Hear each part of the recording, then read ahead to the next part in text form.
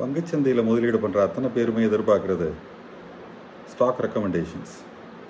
இந்த ரெக்கமெண்டேஷன்ஸ் பார்த்திங்கன்னா majority of the people TV சேனலில் பார்க்குறாங்க, இல்லை வாட்ஸ்அப் குரூப்பில் வருது, இல்லை நியூஸ் பேப்பர் பத்திரிகைகளில் படிக்கிறாங்க, மேகசினில் படிக்கிறாங்க.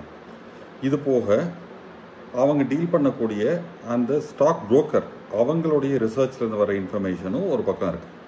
இதில் இன்வெஸ்டரை பொறுத்த வரைக்கும் ஏகப்பட்ட இன்ஃபர்மேஷன் வர்றதுனால எதை ஃபாலோ பண்ணுறதுன்னு அவங்களுக்கு தெரிகிறது கிடையாது. அண்ட் மெனி அக்கேஷன் இந்த குப்பைக்குள்ளே ஒரு வைரம் போகிற மாதிரி அந்த ஒரு நல்ல இன்ஃபர்மேஷன் காணாமல் போயிடுது. இதில் ஹானஸ்டாக சொல்லணுன்னா ஒவ்வொரு இன்வெஸ்டரும் எந்த ஸ்டாக் புரோக்கர்கிட்ட டீல் பண்ணுறாங்களோ அவங்க சேனல்லேருந்து வரக்கூடிய இன்ஃபர்மேஷனுக்கு முதல்ல முக்கியத்துவம் கொடுத்தாங்கன்னா தான் they will be able to make some meaningful decision. இப்போ உதாரணத்துக்கு பார்த்தீங்கன்னா நம்ம easy investments Motilal Oswal financial சர்வீசஸோட கிட்டத்தட்ட ஒரு 20 வருஷமாக we are dealing with them and we are the authorised person for them in Madurai, sub புரோக்கர்னு சொல்லலாம்.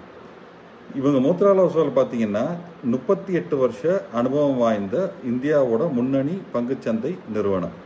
இவங்களுக்கு across India close to 8,000 outlets இருக்குது, அதில் நம்மளும் ஒருத்தங்க. அண்ட் இவங்களுடைய சிஸ்டம் பார்த்தீங்கன்னா டெய்லி காலைல 8:30 மணிக்கு எங்களுக்கு ஒரு கால் வரும். பாம்பேயிலேருந்து டைரெக்டாக கால் வரும். அது ப்ரைவேட் கான்ஃபரன்ஸ் கால். அதுலேருந்து வரக்கூடிய இன்ஃபர்மேஷன் என்ன பண்ணுறோன்னா நம்ம எல்லாத்தையும் லிசன் பண்ணி அந்த ஸ்லைட் ஷோ ஜூம் காலில் வர ஸ்லைடை பூரா நம்ம இது ஃபோட்டோவாக எடுத்து நம்ம இன்வெஸ்டர்ஸோட நம்ம ஷேர் பண்ணுறோம். அந்த இன்ஃபர்மேஷனுமே நிறைய இன்ஃபர்மேஷனாக இருக்கிறதுனால we thought will make this video for better understanding. இதில் ஸ்டாக் மார்க்கெட்டில் பார்த்தீங்கன்னா முக்கியமாக 3 டிஃப்ரெண்ட் கால்ஸ் இருக்குது. ஒன்று ஃபண்டமெண்டல் கால், இன்னொன்று டெக்னிக்கல் கால், அடுத்தது பொசிஷனல் கால், ரைட்? இதில் இன்வெஸ்டரை பொறுத்த வரைக்கும் என்னென்னா அல்டிமேட்டாக ஐ நீட் டு மேக் மணின்னு நினைப்பாங்க. பட் அவங்க எந்த மாதிரி இன்வெஸ்டர், அவங்க பொசிஷனல் ட்ரேடரா இல்லை டெக்னிக்கல் ட்ரேடரா இல்லை ஃபண்டமெண்டல் இன்வெஸ்டராங்கிறத அவங்க முதல்ல முடிவு பண்ணால் தான் அந்த ரிலேட்டட் கால்ஸை மட்டும் அவங்களால உபயோகப்படுத்த முடியும், ரைட்? இப்போ இதில் எங்களோட கால்வோடைய ஸ்லைட்ஸை இப்போ நான் உங்களுக்கு ஷேர் பண்ணுறேன். இதில் பார்த்தீங்கன்னா நிஃப்டி மார்க்கெட் இண்டெக்ஸில் 2 விதமான இண்டெக்ஸ் இருக்குது. ஒன்று சென்செக்ஸ், இன்னொன்று நிஃப்டி. ஸோ நிஃப்டியோட அவுட்லுக் என்ன அப்படின்றத முதல்ல கொடுத்துருப்பாங்க. அது என்ன லெவலில் இருக்குது, எவ்வளோ கூட முடியும், குறைய முடியும், அது பூரா அந்த ஸ்லைடில் இருக்குது. அடுத்தது பேங்க் நிஃப்டி, பேங்க்ஸை மட்டுமே உள்ள இண்டெக்ஸ், பேங்க் ஸ்டாக்ஸ் மட்டும் பண்ண இண்டெக்ஸை அதோடைய மூவ்மெண்ட் எப்படி இருக்குன்றது கொடுத்துருக்காங்க.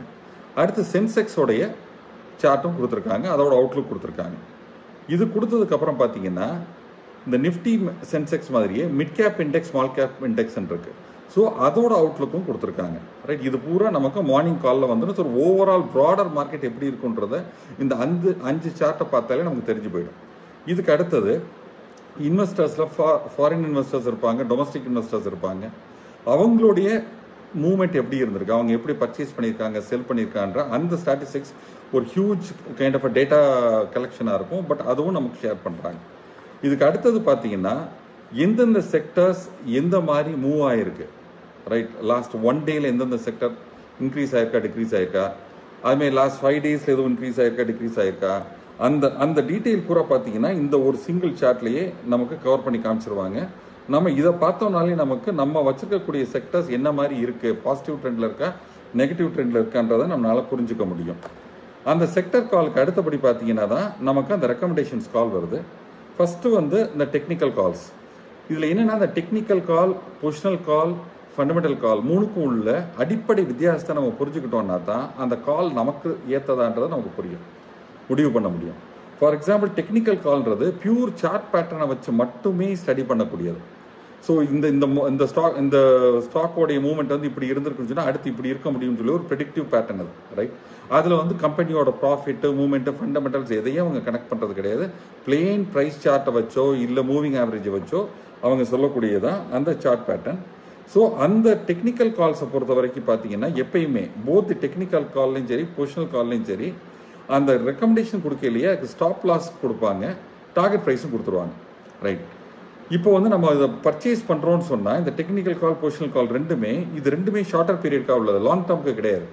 1 இயர் வச்சுக்கிறேன், 5 இயர் வச்சுக்கிறேன்றதுலாம் இந்த கால்ஸில் வேலைக்கு ஆகாது. அது ஃபண்டமெண்டல் காலுக்கு போகணும் நம்ம. இது ரெண்டுமே ஷார்ட் டேர்முக்காக உள்ளது. ஸோ இதை வாங்கியிலேயே பார்த்தீங்கன்னா ஒரு ப்ரைஸ்க்கு வாங்குறீங்க, ஒரு கால் விலை குறைஞ்சதுன்னா ஸ்டாப் லாஸ் கொடுத்துருப்பாங்க, லாஸை புக் பண்ணி எக்ஸிட் பண்ணுறதுக்கு நம்ம ரெடியாக இருக்கணும். அண்ட் டார்கெட் ப்ரைஸ் கொடுத்துருப்பாங்க. டார்கெட் ப்ரைஸ் வந்தோன்னா நம்ம அந்த ப்ராஃபிட்டை புக் பண்ணி எக்ஸிட்டும் பண்ணணும். ரைட். இப்போ நம்ம மக்கள் என்ன பண்ணுவாங்கன்னா, ஃபண்டமெண்டல் இன்வெஸ்டராக இருப்பார் அவர் பார்த்தீங்கன்னா இதை வாங்கி வச்சுக்கிட்டு அது ஸ்டாப் லாஸ்லாம் கட்டாக கீழே வரைக்கும் வச்சுக்கிட்டே உட்காந்துருப்பார், கீழே போய்கிட்டு இருக்கும். ஸோ இன்ஃபேக்ட் நம்ம தவறான காலை வாங்குறதுனால தான் நிறைய கிளைண்ட்ஸ் வந்து they get dropped in the market. Right. அடுத்தபடியாக பொசிஷனல் கால். சரி, இந்த டெக்னிக்கல் காலுக்கும் பொசிஷனல் காலுக்கும் என்ன வித்தியாசம் அப்படின்னு சொல்லி பார்த்தீங்கன்னா, பொசிஷனல் காலுங்கிறது வந்து ஃபண்டமெண்டலையும் பேஸ் பண்ணி டெக்னிக்கலையும் ஆட் பண்ணி அவங்க கொடுத்துருக்கக்கூடியது. ரைட். ஒரு பிளெண்ட் ஆஃப் போத்துன்னு சொல்லலாம் பொசிஷனல் கால். யூஸ்வலாக டெக்னிக்கல் காலோட கொஞ்சம் லாங்கர் டியூரேஷனுக்கு இருக்கும் அந்த பொசிஷனல் காலோட. ஸோ இப்போ இதில் நமக்கு வந்திருக்கக்கூடிய கால்ஸ் பாருங்க. டெக்னிக்கல் கால்ஸில் ஃபோர்டிஸ் வந்திருக்கு நமக்கு போன வாரத்தில். இது வந்து டெய்லி வரக்கூடிய கால், டெய்லி மாறிக்கிட்டே இருக்கும் ஸ்டாக். ஃபோர்டிஸ் பார்த்தீங்கன்னா it's a hospital stock. Current market price வந்து 967 rupee, stop loss 935 rupee, target price 1024 கொடுத்துட்டு அதில் டியூரேஷன் கொடுத்துருப்பாங்க கிளியர் கட்டாக ஒரு வார பீரியடுக்கு, 1 வீக்குக்கு தான் இந்த கால் வேலிட். ரைட். நீங்கள் அதை ஒரு மாதத்துக்கு வச்சுக்கிட்டு இருந்தோம்னு சொன்னால் அது நம்மளோட ரிஸ்க். ஸோ அந்த 1 வீக்கில் காசு பார்த்துட்டு வெளியே வரணும்னு சொன்னால் this what it is. Of course ஒரு டிஸ்க்ளைமர், ஸ்டாக் மார்க்கெட்டில் profit returns are not guaranteed, it can fluctuate. அதில் வந்து கேபிட்டல் லாஸ் கூட வர முடியும். இதை மைண்டில் வச்சுக்கிட்டு தான் இன்வெஸ்டர்ஸ் இந்த ஸ்டாக்ஸை வாங்கணும். இது வந்து கேரண்டீட் கிடையாது. அடுத்தபடியாக வந்திருக்கக்கூடிய டெக்னிக்கல் கால் பார்த்தீங்கன்னா பாரத் எலக்ட்ரானிக்ஸ் லிமிடெட். இது பார்த்தீங்கன்னா 388 ரூபா price, current price. Stop loss 367 கொடுத்துட்டாங்க, டார்கெட் ப்ரைஸே கொடுக்கல. பார்த்தீங்கன்னா அப்படின்னா என்ன அர்த்தம்னா, ஸ்டாப் லாஸ் கட்டானா எக்ஸிட் பண்ணிருங்க, இல்லைன்னா you can continue to hold on அப்படின்றதான் இவங்களோட செகண்ட் கால். மூணாவது கால் பார்த்தீங்கன்னா கென்ரா பேங்க் 110 ரூபாய் கொடுத்துருக்காங்க, 104 ரூபா ஸ்டாப் லாஸ். அந்த 104 ரூபா குறையாத வரைக்கும் யூ கேன் ஹோல்ட் ஆன் அப்படின்றது. So now we saw the technical calls. அடுத்து பொசிஷனல் கால் பார்த்தீங்கன்னா சம்டைம்ஸ் வந்து ஸ்விங் கால்ஸ்ன்னு சொல்லுவாங்க. இந்த பொசிஷனல் காலில் நமக்கு வந்து ஜைடஸ் வெல்னஸ் கொடுத்துருக்காங்க. ஸோ அதை நம்ம ஷார்ட் டேர்ம் இன்வெஸ்டர் வாங்கணும்னா தாராளமாக வாங்கலாம். இதுக்கு அடுத்தபடி மூணாவது வெரைட்டி ஆஃப் கால் வந்து is the fundamental call. Right. இந்த ஃபண்டமெண்டல் காலுக்கு போகிறதுக்கு முன்னாடி நம்ம வந்து ஒரு fundamental news about the market நம்ம பார்க்கணும். சரி, சோஃபார் வந்து வெறும் சார்ட் பேட்டர்னை மட்டுமே பார்த்தோம் இல்லையா. ஸோ குளோபல் மார்க்கெட் எப்படி இருந்தது, இந்தியன் மார்க்கெட் எப்படி இருக்கு, இதெல்லாம் தெரிஞ்சதுக்கப்புறம் தான் நமக்கு ட்ரெண்ட் பாசிட்டிவான்னு பார்க்க முடியும். ஸோ அதுக்கு வந்து நம்ம குளோபல் மார்க்கெட் அவுட்லுக்கும் கொடுக்குறாங்க, இந்தியன் மார்க்கெட்டோட அவுட்லுக்கும் நமக்கு கொடுக்குறாங்க. அது ரெண்டு. அதுக்கு அடுத்தது பார்த்தீங்கன்னா என்னென்ன ஸ்டாக்ஸ்லாம் இப்போ நியூஸில் இருக்குது. சரி, இப்போ வந்து டெய்லி ஒரு 4000 ஸ்டாக் லிஸ்ட் ஆகிருக்கையில் ஒவ்வொரு ஸ்டாக்கை பற்றியும் நிறைய நியூஸ் வெளியே வரும். ஸோ அதில் சில நியூஸை நமக்கு அவங்க ஷேர் பண்ணியிருக்காங்க நம்ம பாம்பே ஆஃபீஸ்லேருந்து. ஃபஸ்ட்டு பார்த்தீங்கன்னா டாக்டர் ரெட்டிஸை பற்றி ஒரு நியூஸ் கொடுத்துருக்காங்க, அதோடைய விளக்கங்கள் இந்த ஸ்லைடில் இருக்குது. அடுத்து குஜராத் கேஸ் பற்றி சொல்லியிருக்காங்க. அடுத்து இன்னொரு கம்பெனி டேகா இண்டஸ்ட்ரீஸ்னு அதை பற்றியும் நமக்கு சொல்லியிருக்காங்க. ஸோ நம்ம வந்து ஃபண்டமெண்டல் இன்வெஸ்டாக இருந்தால் இந்த ஸ்லைடை நம்ம கண்டிப்பாக படித்தா தான் அந்த ஸ்டாக்கை நம்ம வாங்கணுமா வேண்டாமா அப்படின்ற முடிவை நம்மளால் எடுக்க முடியும். அதுக்கு அடுத்தது ஆக்ஷனபிள் பை அப்படின்னு சொல்லி கொடுக்குறாங்க. இதில் பார்த்தீங்கன்னா அவங்க கொடுத்துருக்கக்கூடியது இப்போ குமின்ஸ் இந்தியா, அதாவது அந்த ஆக்ஷனபிள் பையில் என்ன பண்ணுவாங்கன்னா அந்த ஏன் குமின்ஸ் இந்தியா வாங்கணும், அந்த ஸ்டாக் ஏன் வாங்கணுங்கிற ரேஷனலும் கொடுத்துருப்பாங்க, ரீசனிங்கும் கொடுத்துருப்பாங்க.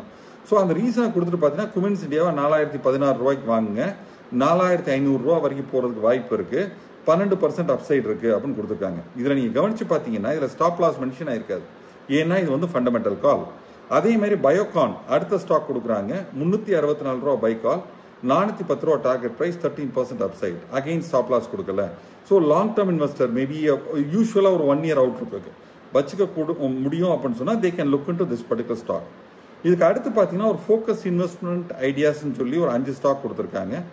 இது பார்த்தீங்கன்னா எதுக்குன்னு கேட்டிங்கன்னா ஒரு 1 இயர் அவுட்லுக்கில் நம்ம வச்சுக்கலாம், பட் ஆனால் ரீசனிங் இருக்காது. ஏன்னா இந்த ஸ்டாக்கை பற்றி இதுக்கு முன்னாடி உள்ள மீட்டிங்ஸில் எப்பயாவது கவர் பண்ணியிருப்பாங்க, அதனால வெறுமன ஸ்டாக் நேமை மட்டும் கொடுத்து ஒரு ரீட்ரேட் பண்ணுற மாதிரி கொடுத்துருக்காங்க. ஸோ அதில் ஃபர்ஸ்ட் ஸ்டாக் பார்த்தீங்கன்னா எல்என்பரி இண்டஸ்ட்ரியல் ஆயில்ஸ்னு ஒரு கம்பெனி, 550க்கு வாங்குங்க, டார்கெட் ப்ரைஸ் 680ன்னு கொடுக்குறாங்க.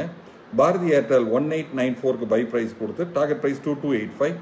அல்ட்ராடெக் சிமெண்ட் 12475 ரூபாய்க்கு கொடுத்து டார்கெட் ப்ரைஸ் 14600.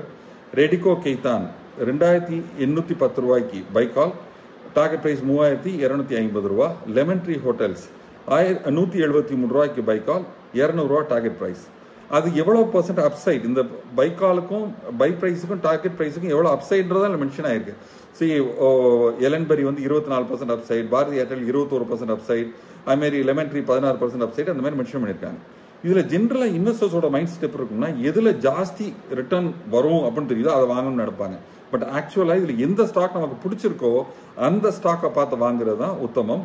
ஸோ இந்த கால்ஸை வந்து நமக்கு என்ன பண்ணுறோம்னா பாம்பே ஆஃபீஸ்லேருந்து டெய்லி காலில் 8:30 மணிலேருந்து 8:40 மணிக்குள்ளே எங்களுக்கு இந்த கால்ஸ் வரும். வந்த உடனே ஸ்க்ரீன்ஷாட் எடுத்து by around 9 o'clock we share it with all our clients. But all our கிளைண்ட்ஸ்னு சொன்னால் சில கிளைண்ட் வந்து இது தேவையில்லைன்னு நினச்சாங்கன்னு வைங்களேன், அவங்களுக்கு நாங்கள் ஷேர் பண்ணி பிரயோஜனம் கிடையாது. ஸோ எந்தெந்த கிளைண்ட்லாம் இதை உபயோகப்படுத்தணும்னு நினைக்கிறாங்களோ அவங்க எங்களுக்கு கம்யூனிகேட் பண்ணால் we can share it with them. And அதை பேஸ் பண்ணி அவங்க அதை ட்ராக் பண்ணணும். ஸோ நாங்கள் வந்து கால்ஸ் அனுப்புறதை அனுப்பிச்சிருவோம். பட் அந்த கால்ஸை அவங்க ரீட் பண்ணி அதை பை பண்ணினா தான் they will be able to benefit out of the market. So இந்த மார்னிங் கான் கால்ஸ் நம்ம மோதிலால் ஓஸ்வாலேருந்து வரக்கூடிய கான் கால்ஸை நம்ம ஈஸி இன்வெஸ்ட்மெண்ட் நமக்கு ஷேர் பண்ணுறோம். ஆஸ் அன் இன்வெஸ்டர் உங்களுடைய ஆக்சுவலாக ப்ரிவிலேஜ் இது. நம்ம ஆஃபீஸோடைய நம்ம கம்பெனியோட கஸ்டமராக இருக்கையில் இந்த இன்ஃபர்மேஷன்ஸை நீங்கள் உபயோகப்படுத்துறதுக்கு உங்களுக்கு எல்லா உரிமையும் உண்டு. அண்ட் இது வந்து மார்க்கெட்டில் பப்ளிக் டொமைனில் கிடைக்காது. அதனால் please make use of it and stay in touch with us. Thank you so much. Thanks for வாட்சிங்.